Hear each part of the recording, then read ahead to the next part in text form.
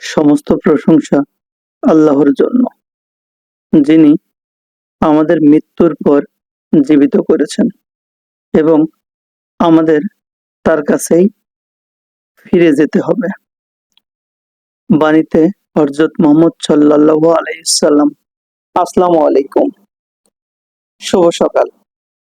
আজ ৭ নভেম্বর ২০২৫ খ্রিস্টাব্দ, বাংলা ২২শে কার্তিক ১৪৩২ বঙ্গাব্দ, আরবি ১৫ই জমাদিউল আওয়াল ১৪৪৭ হিজরি। আজ বছরের ৩১১তম দিন। আজ রোজ শুক্রবার। ঋতু পরিক্রমায় এখন চলছে হেমন্তকাল।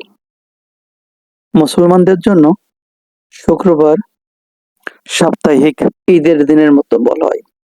এদিনে প্রচুর ফজিলত রয়েছে।